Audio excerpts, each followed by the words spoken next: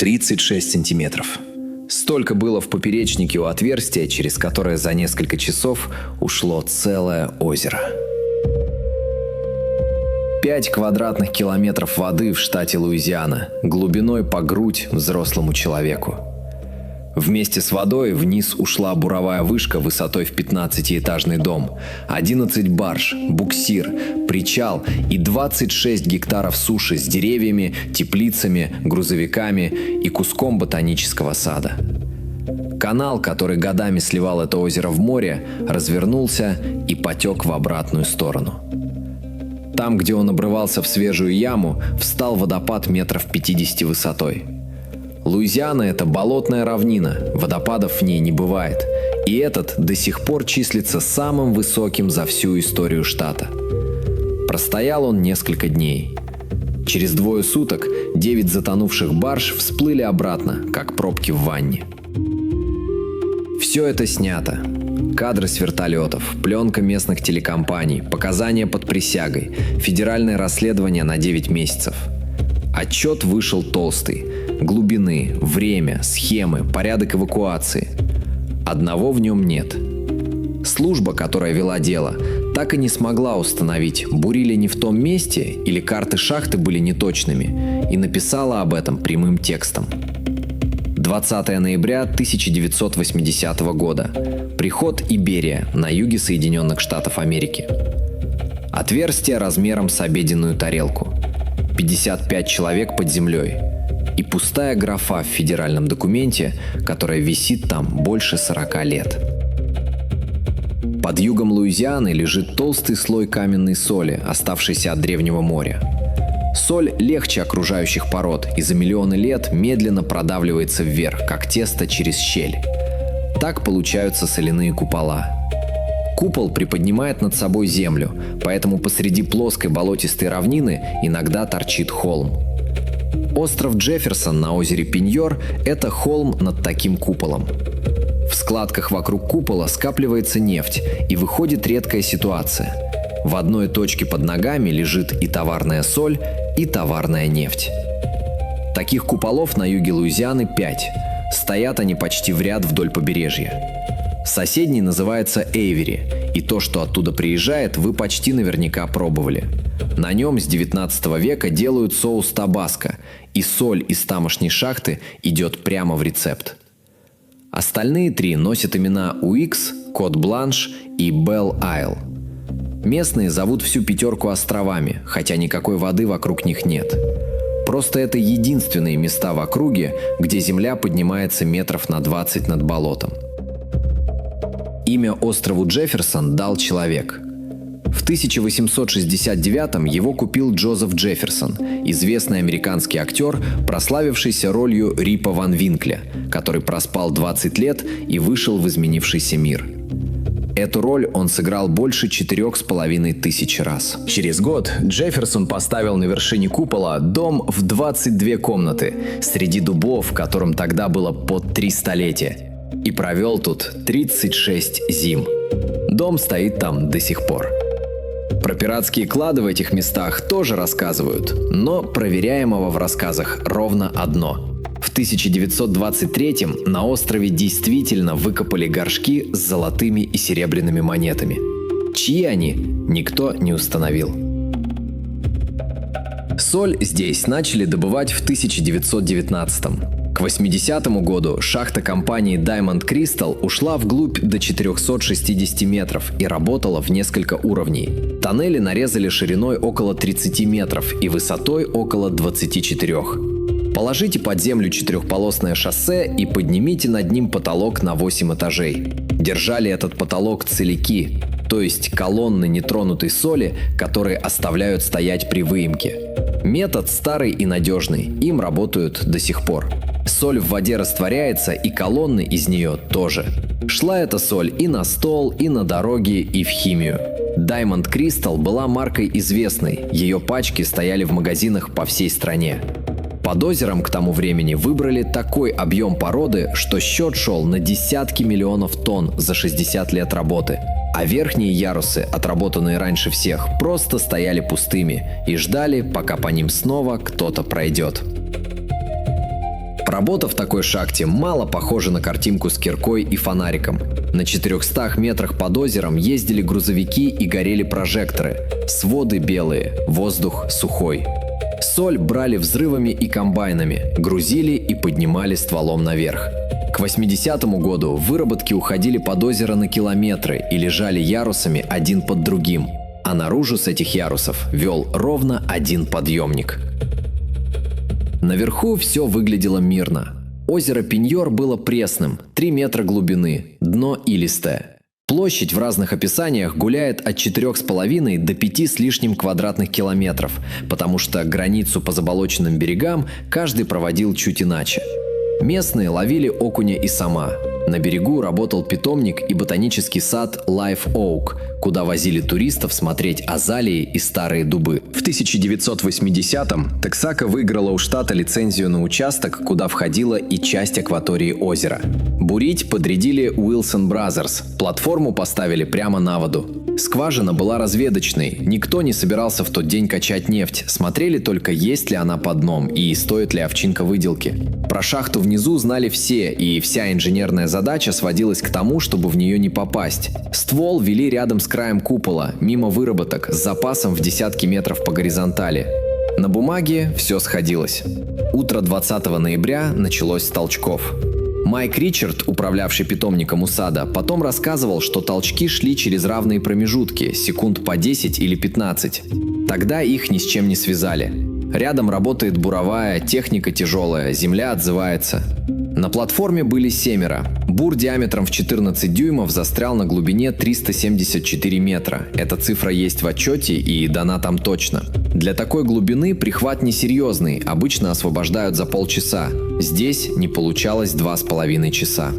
Пока работали лебедкой, снизу пошла серия громких хлопков, и платформа начала заваливаться на бок. Крен вышел небольшой, сантиметров 60 или 90.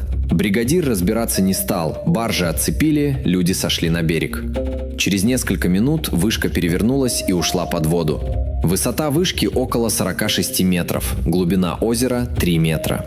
Под землей в этот момент шла обычная смена. 55 человек, техника, освещение, грузовики для вывоза породы. Электрик заметил на уровне 400 метров поток воды там, где воды быть не может, и поднял тревогу. В соляной шахте течь – это не бытовая неприятность, а сигнал, что стены начали исчезать. Сработало то, что в обычный день выглядит формальностью. Порядок эвакуации в этой шахте отрабатывали регулярно, и каждый знал свое направление к стволу. Подъемник забирал по несколько человек за раз, полный цикл вниз и вверх занимал ощутимое время. Люди слышали воду, понимали, что она прибывает, и все равно поднимались партиями, без давки. Часть смены работала не на 400 метрах, а глубже, на уровне 460, и до ствола там ехать было прилично. Сигнал в дальних забоях слышно хуже, а связь под землей в 80-м году работала так, как работала. Один из горняков, Рэнди Лассаль, сел за руль грузовика и поехал по этим дальним выработкам искать тех, кто мог не услышать тревогу. Наверх вышли все 55. Через 5 дней компания наградила Эрла Дандаса, Джуниуса Гаддисона, Уилфреда Джонсона, Луиса Бабина и Джона Вайса, а позже отдельно отметили и Лассаля. Отверстие в 36 сантиметров само по себе водоем не осушит. Через такую дырку озеро уходило бы неделями, и стенки бы ее держали. Стенки здесь были соляные. Пресная вода растворяет соль. Струя, бьющая в соляной свод под давлением всей массы озера, растворяет его быстро. Отверстие расширяется, через расширенное отверстие идет больше воды, и процесс разгоняет сам себя. Края пробоины при этом не только таяли, подмытая соль обваливалась кусками, и дыра росла еще и обрушением. Положите кусок сахара под открытый кран и посмотрите на него через минуту. Разница в масштабе и в том, что сахар не держит на себе потолок. А соль держала. Целики, оставленные под сводами, стояли в пресной воде и таяли. Потолки высотой в 24 метра остались без опор и начали складываться. Освободившийся объем тут же заполняла новая вода сверху. За 60 лет добычи из купола вынули столько соли, что пустот хватило на все озеро целиком. Воды в нем было около 13 миллионов кубометров. Шахта приняла их. Бур встал затемно. Платформа накренилась через 2,5 часа, еще до полного рассвета. Между началом утренней смены и обедом водоем исчез с карты штата. Сначала озеро потянуло в одну точку. Потом над этой точкой встала воронка. Мутная вода вращалась полем шириной около 400 метров. И это оценка по съемке и по словам очевидцев. Рулеткой ее никто не мерил. В воронку ушли платформа, вторая буровая, стоявшая рядом, причал, баржи, буксир, деревья. Виатор описывал звук одним словом – рев. Работало это не минуту и не две, а несколько часов подряд, и все это время с берега было видно, как вода уходит в землю. Баржи на озере оказались не случайно. Через канал в Пиньор заходили суда из залива, буровую снабжали по воде, и 11 барж стояли у платформы и вдоль канала с материалами и оборудованием. Ниже по каналу лежит городок Дель-Камбр, живущий креветочным промыслом, и его лодки ходили этим же путем. На озере в этот момент рыбачили трое. Леон Свиатор-младший вышел с племянниками Майклом и Тимми Дорами на 4-метровой алюминиевой лодке. Первое, что он увидел, была идущая по озеру волна. Он сказал племяннику, что начинается конец света. Уйти они не успели, лодку понесло. Спасла случайность. Одна из барж на секунду перекрыла течение, и в этот просвет Виатор дотянул до берега. Лодку привязали к дереву, сами выбрались наверх и оттуда смотрели, как воронка забирает и лодку, и дерево. Подобрал их патруль дорожной полиции. Берег в это время исчезал кусками. Ричард из сада описывал это как срезание слоями. Земля отваливалась в воронку участками примерно по гектару за раз, вместе с дубами и теплицами. Всего у берега ушло около 26 гектаров, и большая часть ботанического сада оказалась внизу. Стоянка с машинами, хозяйственные постройки, вагончик, тракторы. Отдельно жаль стеклянный павильон. Владелец сада построил его в 50-е, площадь под стеклом около 2000 квадратных метров. Для сельской Луизианы вещь редкая. Его тоже забрало. А дом Джефферсона на вершине купола уцелел просто потому, что стоял выше всех. 23 метра над уровнем моря в краю, где такой высоты почти нигде нет. Такие истории, где все измерено, снято и подшито в дело, а ответа в конце нет, я на этом канале и собираю. Подпишитесь, если это ваш формат, а мы вернемся к воронке. С этого момента физика начинает работать в обратную сторону. Озеро сообщалось с морем через канал Дель-Камбр, который в обычные дни сливал пресную воду в залив Вермильон. Когда чаша опустела, перепад развернулся, и вода из залива пошла по каналу вверх. Там, где канал обрывался в яму, образовался водопад. Высоту называют около 50 метров. Точнее, ее тогда никто не замерял, было не до того. Он работал несколько дней, пока чаша не наполнилась заново, и остался самым высоким водопадом в истории Луизианы. Заполняя выработки, вода вытесняла оттуда воздух, а деваться воздуху было некуда, кроме вертикальных стволов. Сначала из стволов ударил сжатый воздух, потом вверх пошли водяные столбы, по оценкам до 120 метров. Со стороны это выглядело как гейзеры посреди луизианского болота. К середине дня озера не было. Там, где утром ловили рыбу, лежала грязевая равнина с корягами и обломками. Виатор потом описывал это ощущение просто. Земля вокруг будто высохла, а они сидели на иле. Лодки у берега оказались на дне, накрененные. Рыба билась в лужах. Дно, которого никто из местных никогда не видел, лежало открытым несколько часов. Потом пустую чашу начала заполнять соленая вода из залива, и через 2 суток она стояла полной.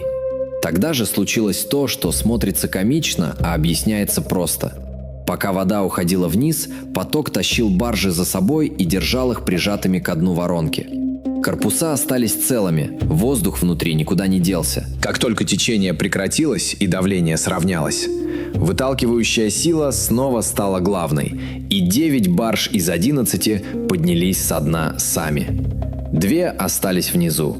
Обе буровые платформы и буксир тоже остались там, в раздавленной шахте, и лежат в ней до сих пор. С этого дня озеро Пиньор перестало быть тем, чем было. Глубина вместо 3 метров стала около 60, и это самое глубокое озеро Луизианы. Вода стала солоноватой, потому что чашу залило из залива. Пресноводная живность не выжила. За несколько сезонов ее место заняли виды из залива, пришедшие по каналу вместе с соленой водой. И рыбалка здесь стала совсем другой. Вместо окуня и сама ловят то, что живет в солоноватой воде. Озеро осталось на том же месте и с тем же названием, но по составу это уже другой водоем. За весь день не пострадал ни один человек. Ни 7 на платформе, ни 55 под землей. Рыбаков тоже не задело. По масштабу разрушений итог статистически неправдоподобный, и объясняется он ровно тем, что в шахте много раз проводили учебную тревогу. Не нашлись только 3 собаки.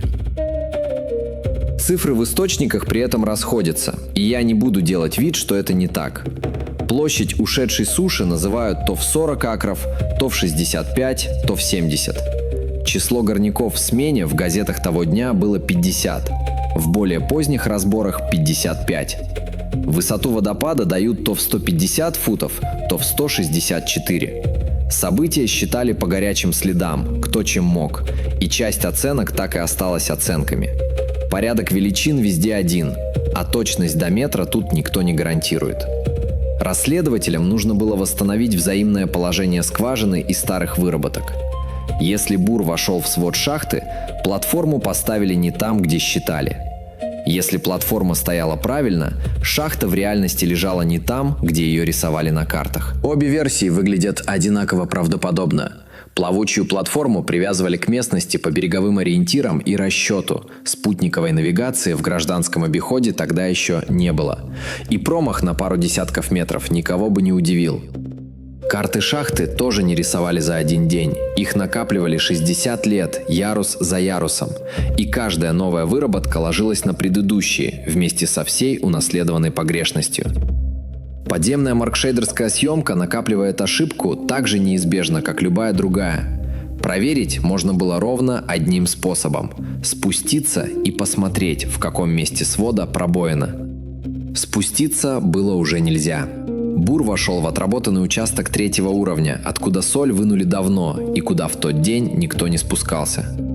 Свидетелей у самой пробоины не было, никто не видел момент, когда сверху пошла вода, никто не засек ни времени, ни места. Первым признаком стал поток в соседних выработках, то есть уже следствие.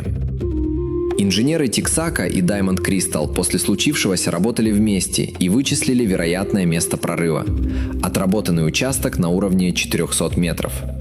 Вероятное – это инженерная реконструкция по косвенным данным, а не измерение. Шахту затопило, своды сложились, соль вокруг пробоины продолжала растворяться еще долго после того, как все остановилось. Геометрия места изменилась настолько, что искать там дырку бессмысленно. Ее больше не существует как объекта. Федеральная служба по безопасности и охране труда в горной промышленности выпустила отчет 13 августа 1981 года.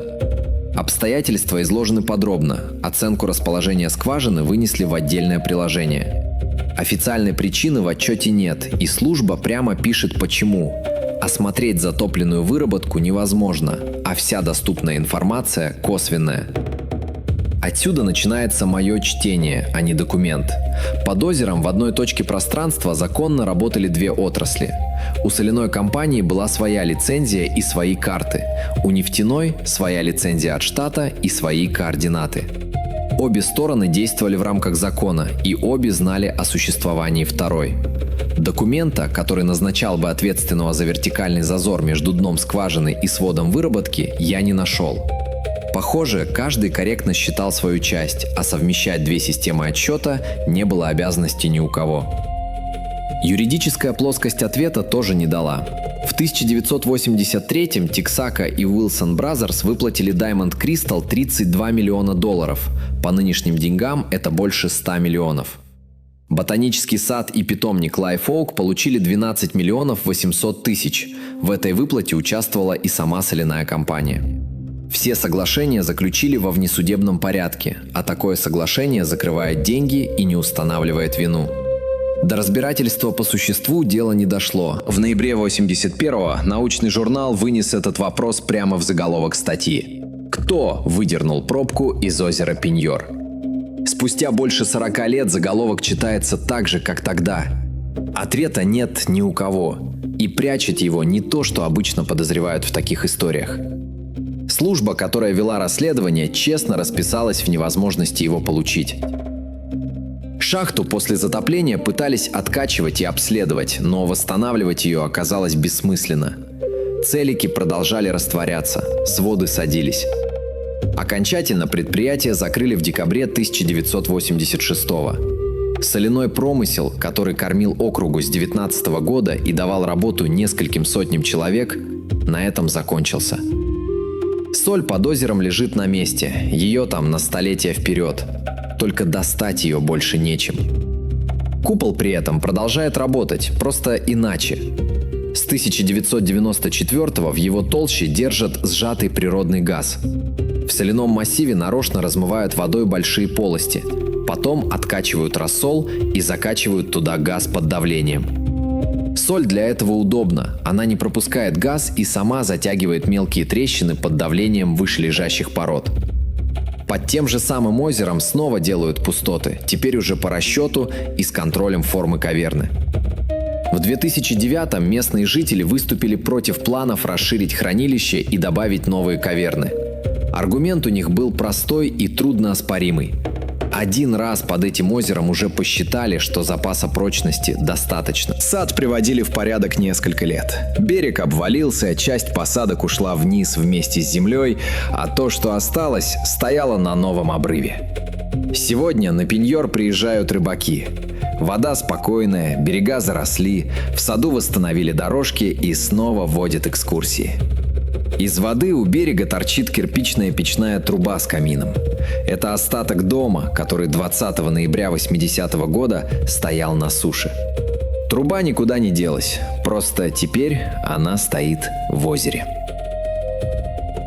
На завтра после случившегося столичная газета вынесла эту историю на полосу и поставила в заголовок ту самую фразу рыбака про конец света. Потом было документальное телевидение, потом инженерные разборы, потом книги про математические ошибки с дорогими последствиями. Материала накопилось много. Ответа на главный вопрос в этом материале не прибавилось ни на грамм. Мне до сих пор любопытно, чью версию считать более правдоподобной. Ошибку тех, кто ставил платформу на воду, или ошибку тех, кто много лет рисовал карты выработок. Напишите в комментариях, на чьей вы стороне, и подпишитесь, если хотите еще историй, где документов полно, а ответа в конце нет.